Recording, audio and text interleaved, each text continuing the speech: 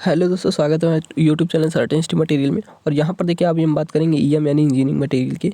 देखिए चैप्टर जो हमारा पूरा का पूरा निचोड़ देखेंगे और एग्जाम इंपॉर्टेंट क्वेश्चंस ही ओनली हम सिलेक्टेड एंड इंपॉर्टेंट क्वेश्चंस यहाँ पर कवर करेंगे। और जल्दी से सभी स्टूडेंट्स को देख लेना, 100% यहीं से पूरा का पूरा आएगा, गारंटीड। देखिए जो 5 बजे आपकी क्लासेस चलने वाली थी, 5 बजे, वो देखिए बहुत यहाँ पर टेक्निकल इशू के कारण यहाँ पर आपकी क्लासेज जो है प्रॉपर में सब कुछ देखिए तैयार हो गया था, बट यहाँ पर आपकी क्लासेज नहीं मिल पाई, ठीक है, प्रोवाइड नहीं हो पाई। तो सॉरी, उसके लिए माफ़ करिएगा सभी स्टूडेंट, लेकिन जल्दी से जितना भी हम बता रहे हैं इसको जल्दी से आपको कवर अप कर लेना है, ठीक है। यहाँ पर देखिए सब लिमिटेड टाइम है, ठीक है। सबको सबसे पहले क्या करना है, ज़्यादा से ज़्यादा शेयर कर दीजिए ताकि इस लिमिटेड टाइम में ही पूरा का पूरा कवर अप हो जाए।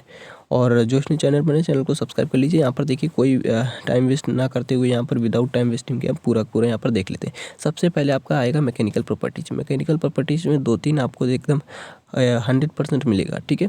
तो इलास्टिसिटी क्या होती है, देखिए पदार्थ का वह गुण जिसके कारण क्या होता है, प्रत्येक पिंड अपने अंदर होने वाले आकार में डिफॉर्मेशन का विरोध करते हैं, यानी डिफॉर्मेशन नहीं होने देता है, उसे हम बोलते हैं प्रत्यास्थता, ठीक है। जैसे आपका क्या हो गया, स्टील, ठीक है, जैसे आपका रबड़ हो गया, ठीक है, स्प्रिंग हो गया, ये सब क्या है, रबड़ होगा। आप जैसे उसको फोर्स लगाएंगे आपका पहले तो खींच जाएगा, लेकिन छोड़ेंगे फिर उसी शेप एंड साइज में आ जाएगा, ठीक है। तो वो क्या करता है, डिफॉर्मेशन का विरोध करता है। यहाँ पर देखिए प्लास्टिसिटी क्या है, पदार्थ का वह गुण जिसके कारण क्या है, पदार्थ पर बल लगाने से उसके आकार में बिना टूटे स्थायी विरूपण हो जाता है, ठीक है। यानी कि परमानेंटली डिफॉर्मेशन हो जाता है, अर्थात बल हटा लेने पर अब पदार्थ अपनी प्रारंभिक अवस्था में नहीं आता है, ठीक है। इसे हम बोलते हैं प्लास्टिसिटी। तापमान बढ़ने पर इस गुण में क्या होती है, वृद्धि होती है यानी बढ़ता है।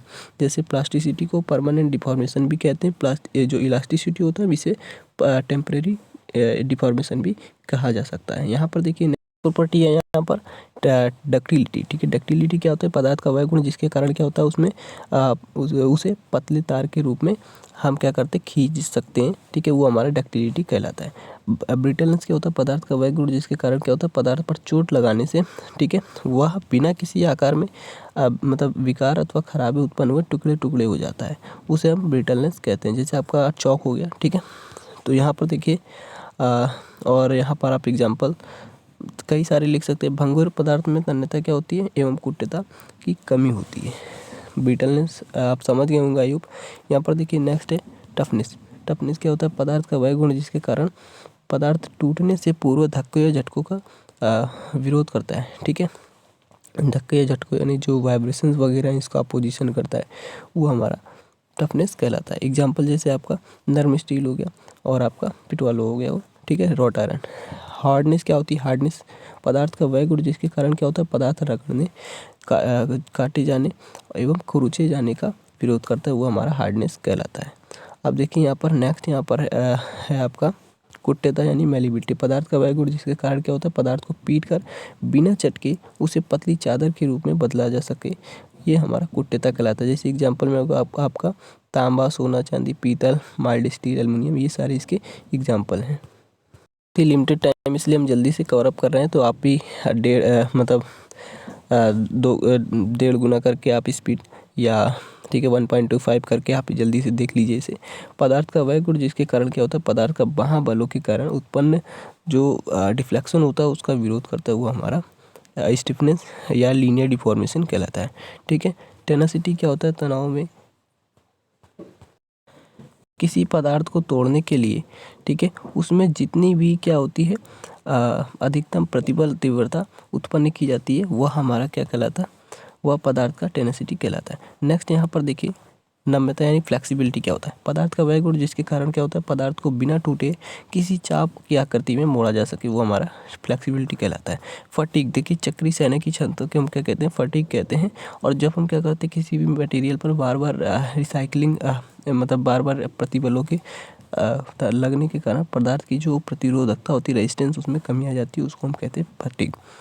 क्रीप क्या होता है, बहुत इंपॉर्टेंट है, ये दोनों डिफरेंस हैं। उच्च तापमानों पर काफ़ी समय तक भारों या प्रतिबलों के प्रभाव में पदार्थों में लगातार विरूपण होता है, उसे हम क्रीप कहते हैं। मशीनिंग क्या है, तो इस गुण के कारण देखिए कटाई औजारों से पदार्थ को विभिन्न आकारों में, शेप एंड साइज में परिवर्तित करने की जो सरलता होती है, वो हमारी मशीनिंग कहलाती है। नेक्स्ट यहाँ पर यहाँ पर देखिए बहुत इंपॉर्टेंट है क्रिस्टलोग्राफी। क्रिस्टलोग्राफी यहाँ पर देख लेंगे क्या होता है। उसके बाद यहाँ पर हम देखेंगे यहाँ पर इसका जो प्रोसेस है, पहले मेटल पीस होगा, उसको टूटने के पश्चात वो हमारा मेटल पार्टिकल में कन्वर्ट हो जाएगा और मेटल पार्टिकल से हमारा देखिए टूटने के पश्चात वो क्रिस्टल बन जाएगा। ठीक है, क्रिस्टल से हमारा मॉलिक्यूल और मॉलिक्यूल से हमारा एटम। ठीक है, ये आपको पता होना चाहिए इंजीनियरिंग मटेरियल में। ठीक है, अब क्रिस्टल भी आप यहाँ पर देख सकते हैं। क्रिस्टल किसे कहते हैं? परमाणु के नियमित त्रिविमीय पुनरावृत्ति से बने प्रारूप को ही हम क्या कहते हैं? क्रिस्टल कहते हैं। ठीक है, आप देखिए नेक्स्ट यहाँ पर ज़्यादा इंपॉर्टेंट है एटॉमिक पैकिंग फैक्टर। ठीक है, APF बहुत इंपॉर्टेंट है, हर बार क्वेश्चंस में यहाँ पर एग्जाम में पुटअप होता है। ठीक है, क्या होता है देखिए, क्रिस्टलोग्राफी में एटॉमिक APF पैकिंग दक्षता या पैकिंग अंश एक क्रिस्टल संरचना में मात्रा का अंश है जो घटक कणों द्वारा क्या होता है? व्याप्त है। ठीक है, यह आयामहीन है और हमेशा एकता से कम है। परमाणु प्रणाली में सम्मेलन द्वारा APF को यह मानकर निर्धारित किया जाता है कि परमाणु कठोर क्षेत्र है। गोले की त्रिज्या को अधिकतम मान लिया जाता है। ठीक है, जैसे कि परमाणु ओवरलैप नहीं करते हैं। एक घटक क्रिस्टल जैसे जिनके पास केवल एक प्रकार का कण होता है। ठीक है, पैकिंग अंश का गणितीय रूप से प्रतिनिधित्व ये किया जाता है। तो और इसके देखिए यहाँ पर सबसे घनी व्यवस्था में लगभग क्या होता है? APF 0.74 ये आप देख सकते हैं। और यहाँ पर जो कई घटक संरचनाओं के लिए इससे अधिक भी होता है, तो ये आप देख लेंगे। ठीक है, और उसके बाद यहाँ पर देख लेंगे कि किस स्ट्रक्चर के लिए, संरचना के लिए कितना वैल्यू होता है। ठीक है, ये आप देख लीजिएगा। बस आपका देखिए 5 नंबर आपका APF से आएगा। इससे पहले भी आया था आपका, तो APF बहुत ज़्यादा इंपॉर्टेंट है यार, इसको ज़रूर देख लीजिए। ठीक है, नेक्स्ट हम यहाँ पर बात कर लेते हैं। देखिए, शुद्ध क्रिस्टल में जो स्पेस लैटिस के सभी बिंदुओं पर परमाणु निश्चित क्रम में व्यवस्थित रहते हैं। परमाणुओं की इस आदर्श स्थिति में किसी भी तरह का बदलाव या परिवर्तन क्रिस्टल दोष कहलाता है। ठीक है, बहुत ज़्यादा इंपॉर्टेंट क्रिस्टल डिफेक्ट्स जो हैं ये आएंगे। ठीक है, और डिफेक्ट्स के देखिए टाइप्स भी पूछेगा, तो ये भी आपको इम्पॉर्टेंट है, 5 नंबर में आएगा। क्रिस्टल दोष हानिकारक एवं लाभदायक दोनों प्रकार का हो सकता है। ठीक है, अब ये टाइप्स देख लीजिए, जैसे आपका वैकेंसी हो गया, सब्स्टिट्यूशनल हो गया और आपका इंडस्ट्रियल हो गया। ठीक है, फ्रैंकल शॉर्टकी हो गया। ये इसके क्या हैं? दोष हैं। और एज मतलब ये सारे आ जाते हैं आपके पॉइंट डिफेक्ट में। और जो हमारा लाइन डिफेक्ट्स होगा इसमें आता है हमारा एज, स्क्रू। और जो हमारा सरफेस डिफेक्ट होगा ट्यूनिंग आ जाता है, स्टैकिंग फॉल्ट आ जाता है। ठीक है, नेक्स्ट यहाँ पर देखिए वॉल्यूम डिफेक्ट्स जो आ जाता है। ठीक है, तो ये सारा कुछ आप देख लीजिएगा। देखिए समय बहुत ही कम है और मैं यहाँ पर केवल आपको ओवरव्यू दे रहा हूँ। ठीक है, देखिए अब पिग आयरन क्या होता है, पिग आयरन आखिर बनता है कैसे, ये सारा कुछ यहाँ पर आपको लिखना है। तो देखिए प्रोसेस की अगर हम बात करें तो जो हमारा डायग्राम होगा, ठीक है, जो फ्लो डायग्राम है इसको देख लेते हैं। फ्लो डायग्राम बना दीजिए आप, समझ लीजिए नंबर आपको, और नीचे कुछ उसी से रिलेटेड लिख दीजिएगा, सब कुछ आपको नंबर मिल जाएगा इसी के अकॉर्डिंग। ठीक है, तो आयरन ऑर्स लेंगे, कोक लेंगे और हम लाइम स्टोन इस मिक्सचर उस क्या करेंगे, एयर ब्लास्ट, यहाँ पर जो ब्लास्ट फर्नेस है इसमें हम मिक्सचर रख देंगे। ठीक है, डाल देंगे। उसके बाद हमारा एयर ब्लास्ट के द्वारा और जो हमारा स्लैग निकल जाएगा। ठीक है, और फिर हमारा क्या होगा, फाइनली यहाँ पर पिग आयरन हमारा मिल जाएगा। अब देखिए यहाँ पर इसका कुछ कंपोजिशन भी है। तो जैसे आप देखिए यहाँ पर जो आयरन होगा हमारा 92 से 95, कार्बन हमारा 3 से 4%, सिलिकॉन हमारा 1 से 3%, फास्फोरस हमारा 0.3 से 1.7%, सल्फर हमारा 1% से कम होता है। ठीक है, तो ये सारा कुछ आपको एकदम देख लेना है। नेक्स्ट यहाँ पर ब्लास्ट फर्नेस आपको देख लेना है। ठीक है, यहाँ पर देखिए चलते हैं। देखिए क्या होता है कि स्टील पूछ लिया जाता है, डिफिनीशन की स्टील क्या है। ठीक है, इसमें मतलब डिफिनीशन और स्टील का फ्लो डायग्राम बनाइए। ठीक है, ये सारा कुछ आपका आना चाहिए। तो देखिए कार्बन की प्रतिशत मात्रा जब क्या होती है 2% से कम होती है तो उन्हें हम स्टील कहते हैं। तो यहाँ पर आप फ्लो डायग्राम भी बना दीजिएगा कि जो हमारा पहले आयरन ऑर्स लेंगे। ठीक है, फ्यूल यहाँ पर मिक्सचर कर लेंगे, चूना पत्थर जो होगा लाइमस्टोन, और एयर ब्लास्ट यहाँ पर झोंका मतलब दे देंगे, तो हमारा क्या होगा, ब्लास्ट फर्नेस में सारा मिक्सचर रख देंगे। तो हमारा देखिए जो पिग आयरन था हम ये तो निकाल ले रहे थे। ठीक है, ऊपर हमने बता दिया आपका स्लैग और गर्म गैसेस के थ्रू हम क्या करेंगे, यहाँ पर हमारा पिग आयरन मिल जाएगा। तो हम इस पिग आयरन को क्या करेंगे, इलेक्ट्रिक आर्क फर्नेस में और या देखिए ओपन हर्थ फर्नेस में, बेसमर कन्वर्टर में LD विधि द्वारा या, ठीक है, तो इससे हम स्टील प्राप्त कर लेते हैं। ठीक है, तो इसके प्रॉपर्टीज भी आप यहाँ पर आता है क्वेश्चन में, तो इसका जो घनत्व होगा 7.8 ग्राम प्रति सेंटीमीटर क्यूब, ठीक है, हार्डनेस बढ़ती है। और जब हम कार्बन की प्रेशर मात्रा बढ़ाएंगे तो हार्डनेस भी हमारा स्टील में हार्डनेस बढ़ेगी। नेक्स्ट यहाँ पर देखिए सामान्यतः इस्पात में जो हाई इलेक्ट्रिसिटी का गुण होता है। देखिए जिंक आपका आ सकता है एग्जाम में, क्योंकि पिछली बार नहीं आया था, इस बार आपका जिंक आ सकता है कि जिंक की प्रॉपर्टीज़ बताइए, ठीक है, कंपोजिशन बताइए। तो सारा कुछ यहाँ पर देखिए फिजिकल प्रॉपर्टीज़ आप देख लीजिए, मैकेनिकल प्रॉपर्टीज़ कि इसका जो गलनांक तापमान होता है वो 419.5 डिग्री सेंटीग्रेड, नीलापन के लिए सफ़ेद धातु, ठीक है, और लिए हुए सफ़ेद धातु है। इसका जो चालकता thermal conductivity coefficient 1.14 kilo joule है, ठीक है। यहाँ पर देखिए, यहाँ पर आपको ये तीनों लिख देना है। नेक्स्ट यहाँ पर हम बात करें, यहाँ पर मैकेनिकल प्रॉपर्टीज, इलेक्ट्रिकल प्रॉपर्टीज लिख देंगे कि ये कोरोजन रेजिस्टेंट है।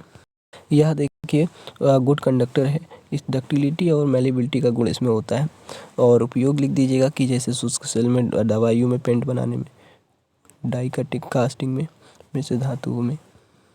यहाँ पर देखिए बहुत इंपॉर्टेंट है कि आपका हीट ट्रीटमेंट देखिए क्या है, तो धातु को ठोस अवस्था में नियंत्रित तापन एवं कूलिंग की प्रक्रिया द्वारा उनके गुणों में जो आवश्यक परिवर्तन लाने को हम हीट ट्रीटमेंट कहते हैं।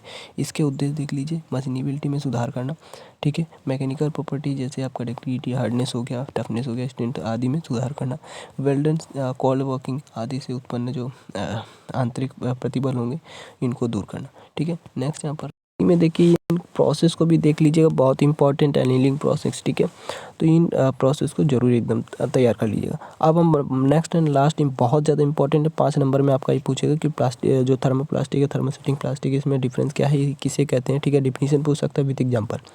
तो देखिए ये जो हमारा थर्मोप्लास्टिक होता है, इन्हें गर्म करने पर बार बार पिघलाया जा सकता है एवं ठंडा करके कठोर किया जा सकता है। और जो थर्मोसेटिंग प्लास्टिक होते हैं, एक बार सेट एवं कठोर होने के बाद इन्हें दोबारा पिघलाया नहीं जा सकता। तो ये हमारा अपेक्षाकृत मुलायम एवं कम मजबूत होते हैं, ये हमारा ज़्यादा टिकाऊ होते हैं, कठोर एवं मजबूत होते हैं। इनमें तापमान सहने की क्षमता कम होती है, इसमें ज़्यादा होती है, ठीक है, मतलब तापमान सह सकते हैं।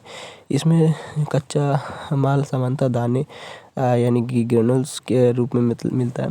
इसमें क्या होता है, द्रवावस्था या अर्ध थर्मोप्लास्टिक अवस्था में मिलता है। इनका उपयोग इंसुलेटिंग टेप, खिलौने, कंघा, मतलब जो कंघी होती है, हॉस पाइप आदि में बनाने में किया जाता है। इसमें इनका उपयोग एमसीबी, टीवी, कैबिनेट, ऑटोमोबाइल उद्योग में किया जाता है, ठीक है, जो स्विच वगैरह होते हैं, इलेक्ट्रिक स्विच। तो आई होप आप सभी को समझ में आ गया होगा। और ये यहाँ पर देखिए इसकी प्रॉपर्टी जरूर देख लीजिए, 3-4 प्रॉपर्टीज, आपको 5 प्रॉपर्टीज लिख देना है कि इन्हें आसानी से किसी भी आकार में ढाला जा सकता है। कुछ प्लास्टिक ऊष्मा के बहुत ही अच्छे प्रतिरोधक होते हैं और प्लास्टिक और डैम्पर्स भी होते हैं, ठीक है। तो ये आपको मजबूत और टिकाऊ होते हैं, हल्के, मजबूत और टिकाऊ, ठीक है। और ये कुछ अलग अच्छे, कुछ अलग होते हैं इलेक्ट्रिसिटी के। तो ये सारा कुछ आप लिख दीजिएगा। आई होप आप सभी को समझ में आ गया होगा। देखिए बहुत ही लिमिटेड समय में हमने ये आपको कंप्लीट कवर अप कराया, ठीक है। तो जो टेक्निकल इशू के कारण देखिए आपकी क्लास नहीं मिल पाई, उसके लिए सॉरी, बट जो स्टूडेंट चैनल पर नए, चैनल को सब्सक्राइब कर लीजिएगा। Thanks for watching this video. मिलेंगे नेक्स्ट वीडियो में नेक्स्ट अपडेट के साथ।